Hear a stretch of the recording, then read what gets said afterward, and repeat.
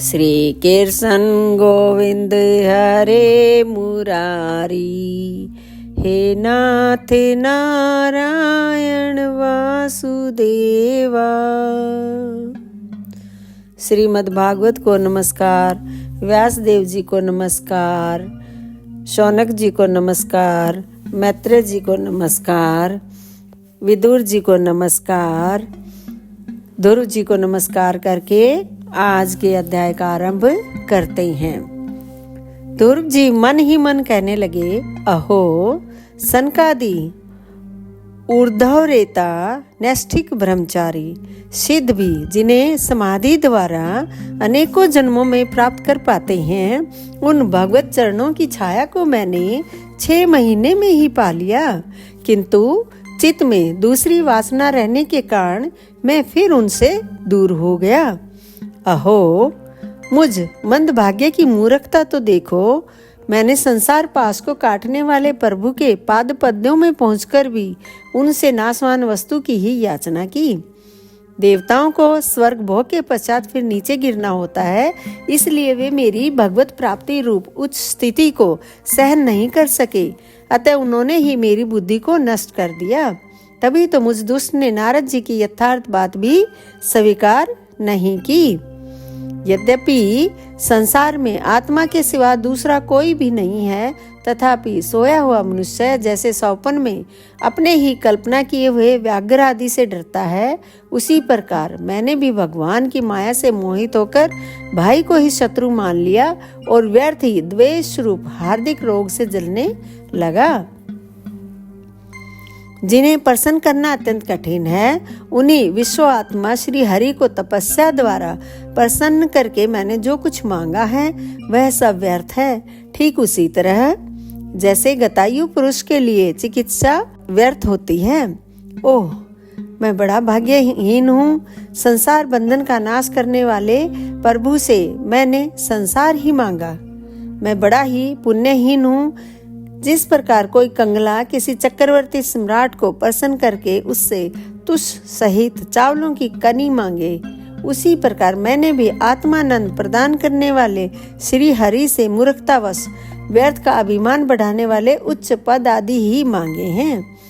श्री मैत्रेय जी कहते हैं, तात तुम्हारी तरह जो लोग श्री मुकुंद आदारविंद मकरंद के ही मधुकर हैं, जो निरंतर प्रभु की चरण रज का ही सेवन करते हैं और जिनका मन अपने आप आई हुई सभी परिस्थितियों में संतुष्ट रहता है, वे भगवान से उनकी सेवा के सिवा अपने लिए और कोई भी पदार्थ नहीं मांगते। इधर जब राजा उत्तानपाद ने सुना कि उनका पुत्र ध्रुव घर लौट रहा है, तो उन्हें इस बात पर वैसे ही विश्वास नहीं हुआ जैसे कोई किसी के यमलोक से लौटने की बात पर विश्वास न करे। उन्होंने यह सोचा कि मुझ अभागे का ऐसा भाग्य कहाँ, परंतु फिर उन्हें देव ऋषि नारद की बात याद आ गई। इससे उनका इस बात में विश्वास हुआ और वे आनंद के वेग से अधीर हो उठे। उन्होंने अत्यंत प्रसन्न होकर यह समाचार लाने वाले को एक बहुमूल्य हार दिया।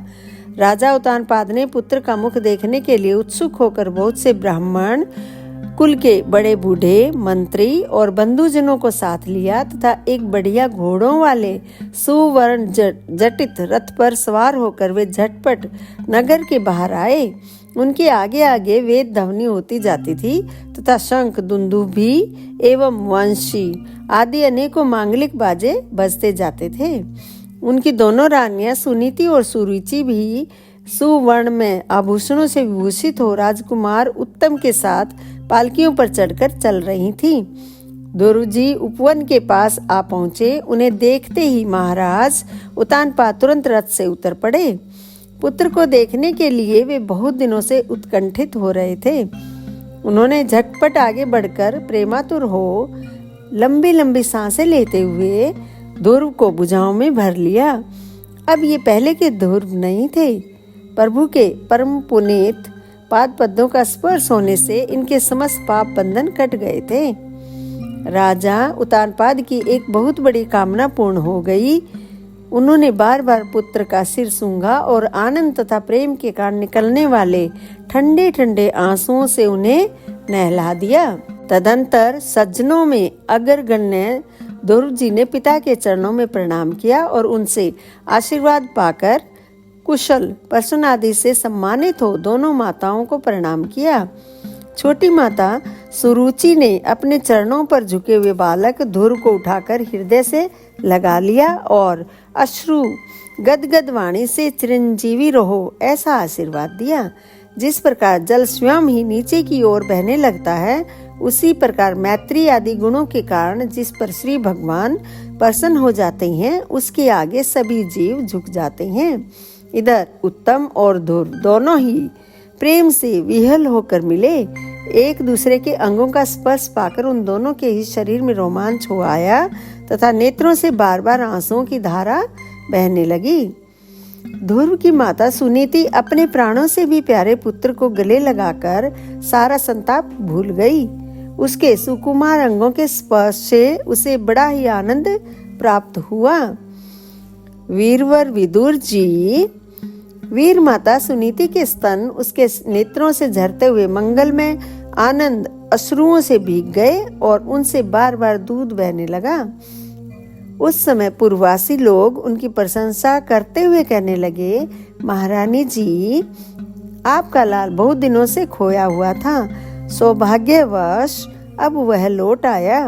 यह हम सब का दुख दूर करने वाला है, बहुत दिनों तक भूमंडल की रक्षा करेगा। आपने अवश्य ही शरणागत भयभंजन श्री हरि की उपासना की है। उनका निरंतर ध्यान करने वाले धीर पुरुष परम दुर्जय मृत्यु को भी जीत लेते हैं। विदुर जी, इस प्रकार जब सभी लोग ध्रुव के प्रति अपना लाड प्यार प्रकट कर रहे थे, उसी समय उन्हें भाई उत्तम के सहित हथेनी पर चढ़ाकर महाराज उत्तानपाद ने बड़े हर्ष के साथ राजधानी में प्रवेश किया। उस समय सभी लोग उनके भाग्य की बड़ाई कर रहे थे। नगर में जहां तहां मगर के आकार के सुंदर दरवाजे बनाए गए थे तथा फल फूलों के गुच्छों के सहित केले के खंभे और सुपारी के पौधे सजाए गए थे। द्वार द्वार पर दीपक के सहित जल के कलश रखे हुए थे, जो आम के पत्तों, वस्त्रों, पुष्पमालाओं तथा मोती की लड़ियों से सुसज्जित थे। जिन अनेकों परकोटों, फाटकों और महलों से नगरी सुशोभित थी, उन सब को सुवर्ण की सामग्रियों से सजाया गया था तथा उनके कंगूरे विमानों के शिखरों के समान चमक रहे थे। नगर के चौक, गलियां, अटारियां और सड़कों को झाड़ बुहार कर उन पर चंदन का छिड़काव किया गया था और जहां तहां खील, चावल, पुष्प, फल, जौ एवं अन्य मांगलिक उपहार सामग्रियां सजी हुई थीं। ध्रुव जी राजमार्ग से जा रहे थे। उस समय जहां तहां नगर की शीलवती सुंदरियां उन्हें देखने को एकत्र हो रही थीं, उन्होंने वात्सल्य भाव से अनेकों शुभ आशीर्वाद देते हुए उन पर सफेद सरसों, अक्षत, दही, जल, दुर्वा, पुष्प और फलों की वर्षा की। इस प्रकार उनके मनोहर गीत सुनते हुए ध्रुव जी ने अपने पिता के महल में प्रवेश किया। वह श्रेष्ठ भवन महामूल्य मणियों की लड़ियों से सुसज्जित था। उसमें अपने पिताजी के लाड प्यार का सुख भोगते हुए वे उसी प्रकार आनंद पूर्वक रहने लगे जैसे स्वर्ग में देवता लोग रहते हैं। वहां दूध के फेन के समान सफेद और कोमल शैयाएं, हाथी दांत के पलंग, सुनहरी कामदार पर्दे, बहुमूल्य आसन और बहुत सा सोने का सामान था।